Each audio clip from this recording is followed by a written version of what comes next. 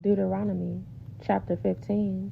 At the end of every 7th year, you must cancel the debts of everyone who owes you money. This is how it must be done. Everyone must cancel the loans they have made to their fellow Israelites. They must not demand payment from their neighbors or relatives, for the Lord's time of release has arrived. This release from debt, however, applies only to your fellow Israelites, not to the foreigners living among you. There should be no poor among you, for the Lord your God will greatly bless you in the land he is giving you as a special possession. You will receive this blessing if you are careful to obey all the commands of the Lord your God that I am giving you today. The Lord your God will bless you as he has promised. You will lend money to many nations but will never need to borrow. You will rule many nations but they will not rule over you.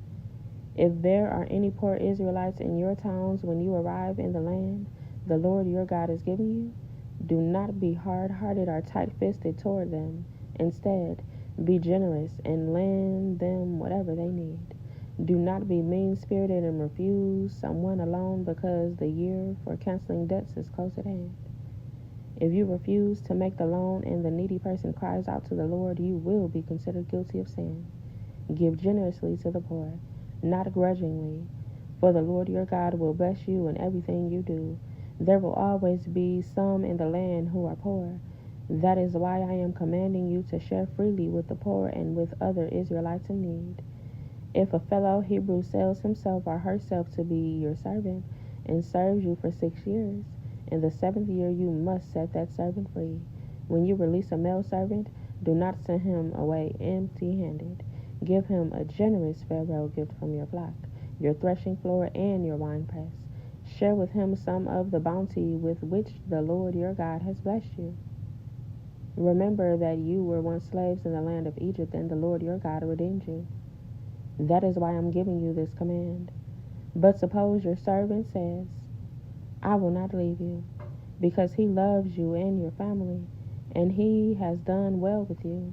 In that case, take an awl and push it through his earlobe into the door. After that, he will be your servant for life. And do the same for your female servants. You must not consider it a hardship when you release your servants. Remember that for 6 years they have given you services worth double the wages of hired workers. And the Lord your God will bless you in all you do. You must set aside for the Lord your God all the firstborn males from your flocks and herds. Do not use the firstborn of your herds to work your fields, and do not share the firstborn of your flocks.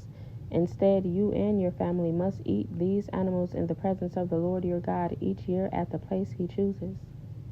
But if this firstborn animal has any defects, such as lameness or blindness, or if anything else is wrong with it, you must not sacrifice it to the Lord your God. Instead, use it for food for your family in your hometown. Anyone, whether ceremonially clean or unclean, may eat it, just as anyone may eat a gazelle or deer. But you must not consume the blood. You must pour it out on the ground like water.